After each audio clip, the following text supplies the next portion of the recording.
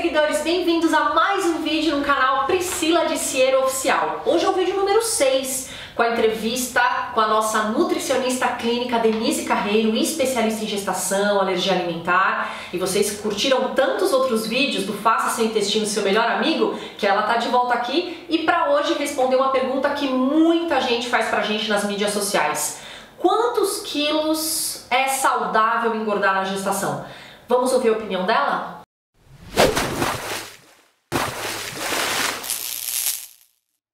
Quando a mulher engravida, além de toda a preocupação com o bebê, da qualidade de vida, né, de ter um bebê saudável, existe preocupação com o ganho de peso, né? Quer dizer, eu não posso ganhar mais peso do que o necessário, será que eu tenho que fazer dieta, que eu não tenho que fazer dieta? Como é que é esse negócio?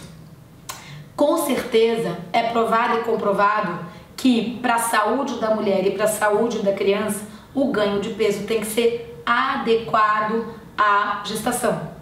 Normalmente, quando a mulher engravida num peso que é saudável para ela, que está entre o índice de massa corpórea 20 e 25, né, que é considerado mais comum, mais saudável, o ideal é que se aumente em torno de 9 a 12 quilos, né? Muitas vezes, se a mulher já engravida num peso abaixo do que é o normal para ela, esse ganho de peso pode ser muitas vezes até 16 quilos. Ou mais, quer dizer, depende muito do processo, né? Mas é uma média, tá? E normalmente para a mulher que engravida acima do peso, né, do índice de massa corpórea saudável, no máximo até uns 9 quilos seria o ideal, tá? Eu já tive caso de mulheres que durante a gestação elas emagreceram, mas você fala assim, emagreceu? Não, só que em vez dela aumentar 9 quilos na gestação, ela aumentou 3. Socorro, né? E a criança nasceu com 3,4 kg. Então, o que acontece? É muito comum durante a gestação a preocupação dessa alimentação saudável ultrapassar a preguiça, ultrapassar aquela dificuldade de comer um legume, uma verdura ou uma fruta, de deixar de tomar um refrigerante, de deixar de tomar café de dia, de tarde, de madrugada, né? Então, muitas vezes, durante a gestação, a mulher começa a fazer mudanças que vão desinflamar esse organismo. E a gente sabe que a gordura é um processo inflamatório, que vai desinflamar, que vai dar nutrientes, que vai fazer funcionar melhor. E aí, normalmente, ela consegue usar a gordura como energia ao mesmo tempo que ela consegue reter a proteína.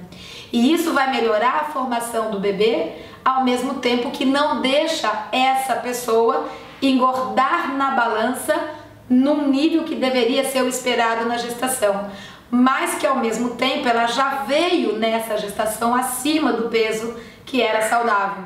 Então, muitas vezes, quando o bebê nasce, ela está muitas vezes 4, 5 quilos ou mais a menos do que quando engravidou. Então isso é comum acontecer? É comum acontecer. Isso quer dizer que ela fez dieta? Normalmente, sob a minha orientação, não. Tá? Então, fazer dieta se pressupõe restrições calóricas, restrições, muitas vezes, de grupos alimentares, tá? E quando eu quero que o organismo funcione, eu tenho que me preocupar em diminuir o consumo ou em algumas vezes restringir alimentos que são altamente inflamatórios. A gente já conhece os mais comuns, leite e derivados, glúten, soja, para algumas pessoas os cítricos, amendoim, açúcar, né? Então, diminuir o consumo desses alimentos. Mas nunca mais comer? A gente já sabe que o consumo de vez em quando desses alimentos ajuda o organismo do bebê a desenvolver tolerância a esses agressores. Uma coisa é consumir de vez em quando, a outra é consumir todo dia. Quando consome todo dia, quebra a tolerância, a criança nasce alérgica. Quando consome de vez em quando, dá tolerância e a criança fica mais forte para conseguir tolerar esses alimentos depois, né? Mas fora isso, e o mais importante, é comer o que precisa, né? E dentro desse quadro é aquele processo. Se você come a cada 2 horas e meia, 3 horas, é muito difícil em cada uma delas você comer muito. principalmente se a qualidade foi adequada e se manteve uma hidratação adequada para evitar que o cérebro confunde fome com sede. Então, nesse contexto e equilibrando cada refeição, é muito difícil que a gente tenha uma necessidade de comer mais do que precisa. E a gestante, ela não precisa de mais caloria. O total de caloria a mais é no máximo em torno de 200 calorias. Pode chegar no final da gestação 300 calorias, mas é muito pouco. É 1 a 2 frutas, quer dizer, é uma quantidade muito pequena. Em compensação, a necessidade de vitaminas, de minerais, de ômega 3, em alguns casos chega a ser até 6 vezes mais. Só que, principalmente as vitaminas e minerais, não tem caloria. Então é por isso que eu não tenho necessidade aumentada em quantidade, mas em qualidade. E com o atual comportamento alimentar, a suplementação acaba se fazendo necessária, porque é muito difícil hoje o próprio alimento ter essa qualidade de vitaminas, minerais e compostos bioativos, e mesmo de ômega 3, que tinha há 30, 40 anos atrás. Por isso que hoje acaba fazendo a diferença sim na vida da pessoa. Mas se ela está se nutrindo, se ela está diminuindo os processos inflamatórios, se hidratando muito bem, é muito difícil que esse processo acaba dando errado, né? Então, tem que tomar cuidado. Dieta, principalmente de restrição calórica ou de grupos alimentares que se retira, tipo, vou fazer dieta sem carboidrato, né? Eu brinco, eu falo que lá dentro do organismo você come a carne com salada e a célula fala assim, quando o carboidrato chegar eu reajo, né? Então são reações químicas, então a gente não pode ter restrição de grupos alimentares, a gente precisa ter adequação de cada um deles. E nesse processo de adequação, tudo funciona bem no organismo. E gordura é defesa. Então, se você der energia regular para o cérebro, nutriente adequado e não deixar passar excesso de tranqueira para o organismo, não tem por que o cérebro ter que se defender ou te colocar em defesa. Então ele consegue usar a gordura como energia e incorporar proteína para formar o organismo, formar o bebê e fazer com que as coisas todas aconteçam a contento. Então eu vou dar um exemplo bem simples. Eu atendi há algum tempo atrás uma paciente que chegou no consultório a primeira vez aos 8 meses da gestação.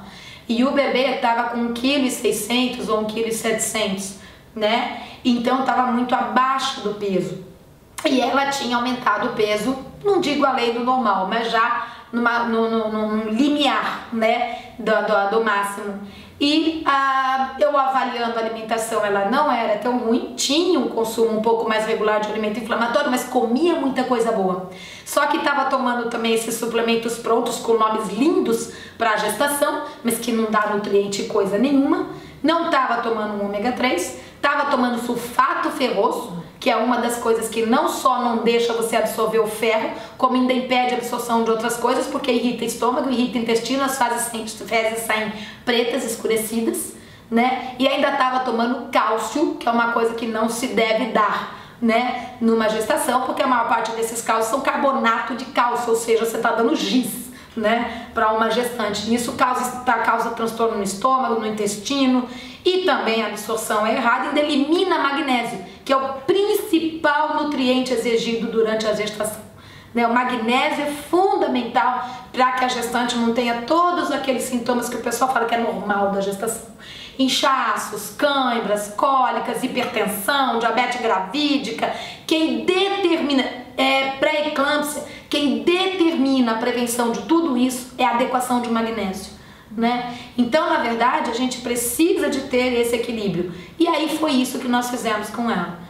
Pedir para diminuir os alimentos que tivesse esse alto potencial inflamatório, continuasse comendo o que ela comia, porque ela comia muito bem, e entrei com uma suplementação adequada. Probiótico, ômega 3, complexo de vitamina e mineral, né, vitamina D adequada, e isso.